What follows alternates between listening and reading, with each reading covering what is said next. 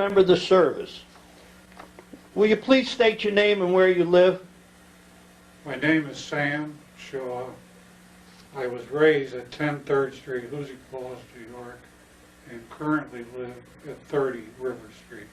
I see. Were you born in Hoosick Falls? I was born in Bennington, and at that time my parents lived in North Petersburg, and we moved to Hoosick Falls in December of 1926. 1926. Well, do you mind if I ask you how old you are so we have it for a record here? I was born August the 10th, 1925, and that makes me 74. 74. Will you tell us a little about your life in Hoosick Falls before you entered the service? You know, tell us a little about going to school, anything of importance, history. I lived in 2nd Ward, and of course we all started our school years at Center Street School for 4 years. And then we moved on to Main Street School, where the American Legion Post is now located. And then in 1939 I entered Hoosick Falls High School. I first became aware of the military at the end of the 1930s. As a young boy, I worked on my uncle's farm down in North Petersburg, and the Boston and Maine Railroad ran through his property. And in the summer when we were out haying, troops were being moved from Boston to Albany and Albany to Boston. And my cousin, who was 5 years older than me, I asked him why all the troop movement. And he said, we're going to war. And I said, with whom? And he said, the Germans. And that was very upsetting to me as a young teenage boy. He later was in an exempt employment, so he never did go into the service. In October of 1940, the National Guard unit was federalized. They went away for 1 year. And the popular song at that time was, "Goodbye dear, I'll be back in a year." And the young men were drafted, had to be 21 to be drafted. Well, at the time the Guard unit left, we all were dismissed from school, and we went down to the armory. It was a nice, bright October day, and we watched the boys. Did you shut that off? And so as they boarded the buses, all of the factory whistles blew. Everybody was yelling and clapping, and the buses went away and they went down to Albany. And then they formed a Home Guard unit to replace C Company in the Armory. Well, I was at the time only 15, and I was a little too young to join up, and really didn't have any interest in the military at that time. So we continued on in high school. We lost our coach. His name was Doug Amy, and I believe he belonged to a unit in Saratoga. And of course, he had to leave. He was a captain, and he was replaced by a gentleman whose name was Joe McManus. He was a great coach. And in our 3rd year, I played on the basketball team. And in our 3rd year, we won the Class C championship, which at the time was quite an accomplishment. And as we entered our senior year, they did away with all sports. No more high school sports. And so a group of us from St. Mary's and Hoosick Falls went down and enlisted in the Guard, because they were going to have a basketball team, and it would have given us an opportunity to play. And during that year, we had an undefeated season, and we had a great time. Belonging to the Guard was like belonging to a club. No one was allowed in unless you were a member of the Guard or a member of the federal military. So it was a great year that we had. So after the new year, which was 1943, a gunnery sergeant came up from Albany at a Marine Corps recruiting station, and he talked to all the senior boys. So another young lad who was a close friend of mine, David Powell, who lived in Pownell, Vermont, and I decided that we would go down and enlist in the Marine Corps. We were 17 years old, and the provision was that we would not be called until after graduation. So in April of that year, we went down to Albany, took the medical, and passed. And because we were underage, we had to secure our parents' consent, which we both did. In May, we received word to come down and be sworn in. Well, Dave's brother, Ben Powell, was with 1st Marine Division on Guadalcanal, and he wrote home and told David what it was like being in the Marine Corps, and in particular being in combat. So David said, "I'm not going because I'm afraid I'll get killed." So I said I will go alone, which I did. I went down on May 20th, 1943, and was sworn into the Marine Corps as a private, with the idea that I would not be called to active duty until after graduation. But that didn't work out. I received notice on June the 7th to report to the recruit depot on June the 14th, which incidentally was the day that the English 4 regents were given, which included me. So on June the 14th, I was on my way. I turned in my books one day, and 2 days later, I was reporting to Parris Island, South Carolina. It didn't take me long to understand that perhaps I had made a mistake, particularly when we were introduced to our drill instructor. And unless you've been to Parris Island, you have no idea what we go through. It's one of the worst experiences that I ever had in my life, and I wondered if I could ever survive. But as we got into it, I thought to myself, I wouldn't give this up for love nor money, and they'll have to carry me out of here on a stretcher, because I refuse to give up. And so in August we made it, and I then went to Camp Lejeune, North Carolina, and I was put in a casual company awaiting assignment to the Fleet Marine Force. Fleet Marine Force is the amphibious force that did all of the landings in the Pacific Islands. And I was ultimately assigned to the 5th Marine Division. We went out and lived in tents. It was in the wintertime. We had no heat. We had no heat anywhere. It was cold, sub-zero. We had 2 feet of snow on the ground. One of our men went to Jacksonville on Liberty, had a little bit too much to drink, came back to his tent and locked down on his bunk and went to sleep and froze to death. And it was cold.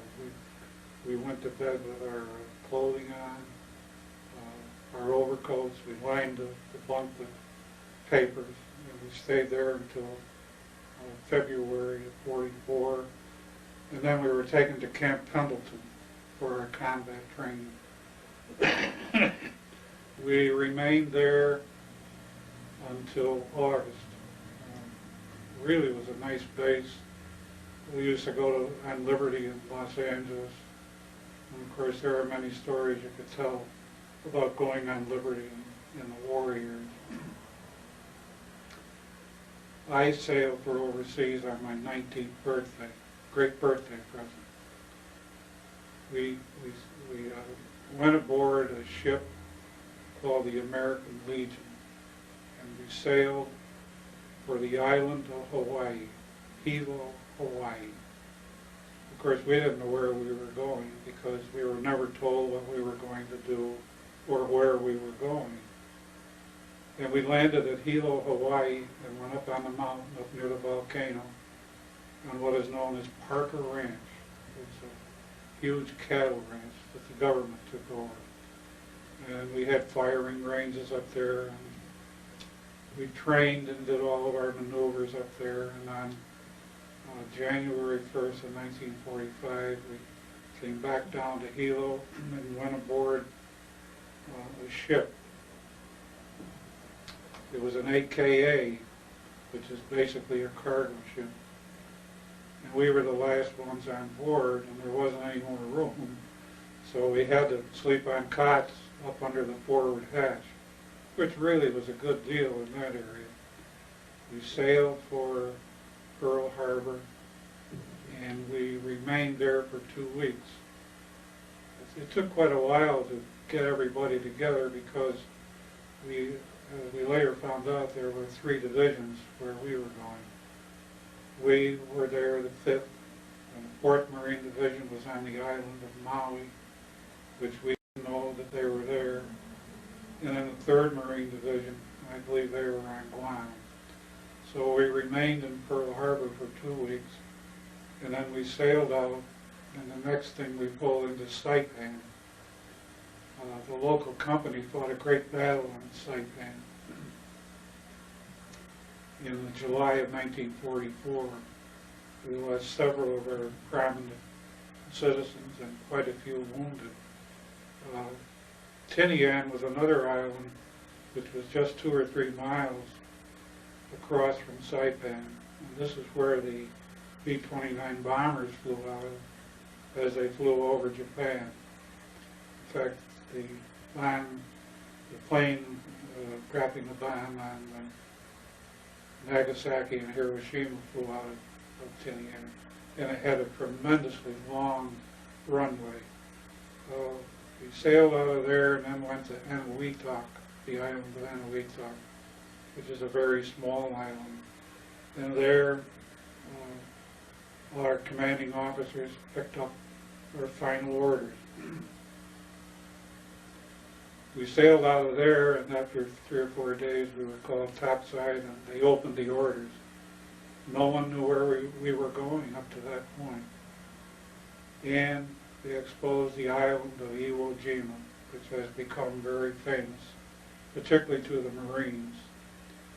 And we were given our assignments and the beaches that we would land on and what was expected of us. Could you turn it off again? We went ashore on February the 19th, 1945. Dawned a real nice day. We woke up early in the morning and we went down to the mess hall and we had steak and eggs. And I thought to myself, I know how the people feel now who are going to be executed. And I pray that we would all survive.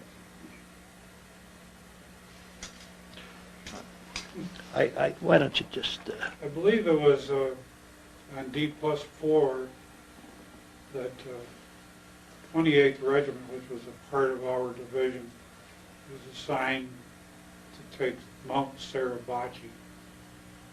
And they took many casualties and got to the top, and on the 4th day, they raised the flag on top of the mountain.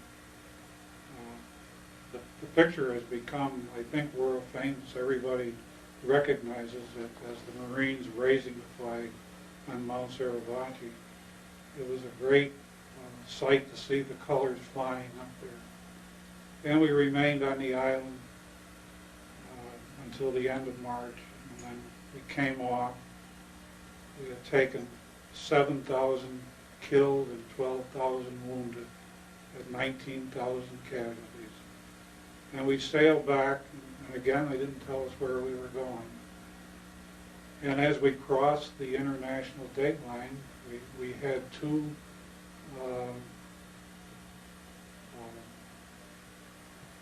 holidays, 2 Easter Sundays. And at that time, shortly after, President Roosevelt died, and everybody's question was, well, who's going to be president? And someone said, a man by the name of Truman. And we all said, I wonder who he is, what he's going to do. So we sailed back to Hilo, Hawaii, and went back to our camp. We had the casualties replaced, and we retrained And we all thought that we were all set to go, because in the meantime, they had gone ashore on Okinawa, and that was the last island. So we knew that our next landing would be on the mainland, the islands, the home islands of Japan. And we were all prepared. And the next thing, it was in August, and I was asleep, and there was a commotion outside the tent. A man was running up and down the streets, and he was yelling, "Nagasaki has been destroyed with one bomb." And we all thought he was crazy. There's no one bomb could ever destroy Nagasaki. But it proved to be true, and then, or Hiroshima. First bomb was dropped on Hiroshima, and the second one on Nagasaki. And so shortly after that, the war was declared as being officially over. I believe in September, they signed the armistice in Tokyo Bay aboard the battleship Missouri. At that time, we were aboard ship, and we thought, sure, we were going home. But we sailed into Pearl Harbor again. And when we were in the harbor, we always got liberty. We got port and starboard liberty.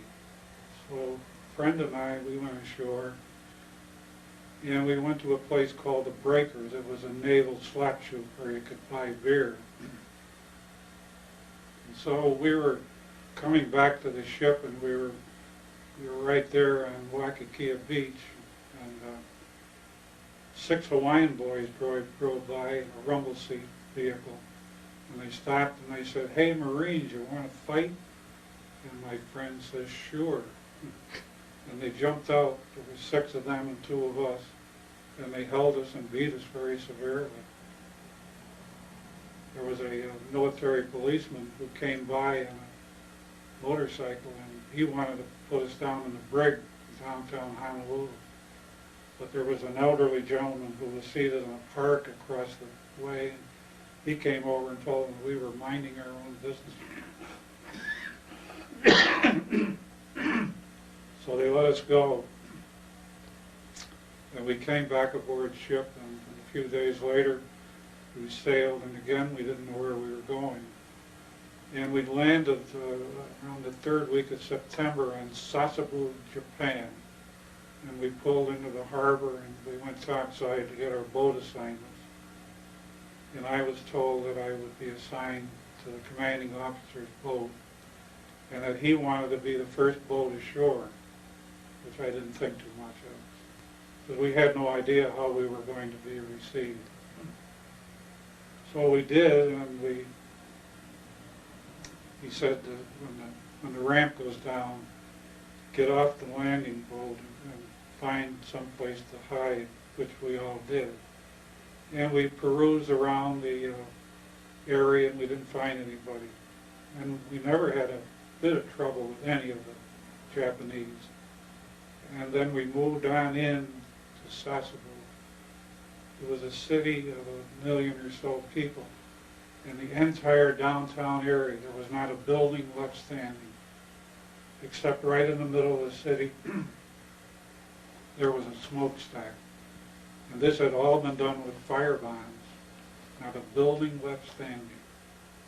We secured Sasebo, and then many of us were transferred to the 2nd Marine Division in Nagasaki. And I was there for a couple of weeks and had an opportunity to look at the city and down where the bomb was dropped. And then, because I played basketball, I was transferred to a regiment, had a basketball team, and it was up in the mountains. And from that point on, that's all I did. We practiced basketball, and we played different teams from naval teams and so on. I had really a good time. I almost hated to see it end. But in February, we sailed for home. We were out in the China Sea, and we picked up a storm, and I thought we were going to sink. The boat would rock port to starboard, it would go right over, and you could almost walk up on the bulkhead. So we survived the storm and landed in San Diego. And I called home, and my grandmother was quite ill. And my mother said, I wish you could come right home. So I said, get a hold of Cal. He was the Red Cross man, and they would authorize a furlough. I said, you have to send me money because I don't have any money. And they did, and I got a 15-day delay en route leave, and I came home. And then I went down to Bainbridge, Maryland, and was discharged as a corporal in the Marine Corps on April the 4th, 1946. I came home, and I went to work in the wood farm. I had worked there prior to entering service, and so I would go right back. I had a pretty good job. I ultimately became a beater over there, but I didn't like factory work. I enjoyed the men I worked with, but I thought I could do something a little better. So I had an opportunity to go to work for the Metropolitan Life Insurance Company. And I joined the company on February the 21st, 1949. I worked 33 years. I had an agency, and I retired at my age of 56. After that, I did a little assessing for the town of Hoosick, and then for 8 years, I collected the school taxes for the Hoosick Falls Central School. And since that time, I haven't done much of anything other than to live in Florida for 15 years and thoroughly enjoy my retirement. And that is my life. Yeah, that wonderful story. Now, you had 2 children, or? I have 2 children Right. Who live in Atlanta, Georgia. They both live down They there. both live in Atlanta, Georgia. I see. Well, is there anything else you can tell us about Hoosick Falls now that, you know, we've heard your service, and we know you've worked as a agent. In fact, I took out insurance with you, I know Yes, you that. did. And could you tell us anything else, your views of Hoosick Falls, or things about Hoosick Falls that come to your mind just off the top of your head? Well, of course, I have always enjoyed living here. I started my metropolitan career in South Troy. It didn't work out too good for me. I was not a man for South Troy, and so I came up here, and I enjoyed a moderate amount of success, and I've always enjoyed living here. It's a typical small town. I think everybody knows everybody. In fact, they probably know each other's business. It's just a typical small town. So. You were active in American Legion, I understand, too, Yes, weren't for you? a number of years. And for 15 years, a man by the name of Ed Brennenstuhl and we put the individual flags on the veterans' grave. And we would put out 550 flags every year. And then Ed passed away, and I lost my interest in it, and now somebody else does it. Was there any other fellas that you met while you were in the service from Hoosick Falls, or was it blank all that time from Hoosick? Yes, Lynn Chapman, he was quite a well-known musician. He played in the 5th Marine Division Band, and I used to go over there and I'd see Phil, and I met, and the leader was Bob Crosby, Bing Crosby's brother. He was a lieutenant. I was able to meet him, and several of the other musicians who were quite well known at the time. I neglected to mention there were, I was on EWO, Lynn was on EWO, a man by the name of Bob Burns was on EWO, and Harold McLucas. He was really a very fine musician. He was in 4th Marine Division, and he was killed on D+7, and the rest of us made it through okay. Well, if there's no more, I thank you very much, Sam. This is great and interesting as can be, and thank you very much for your time.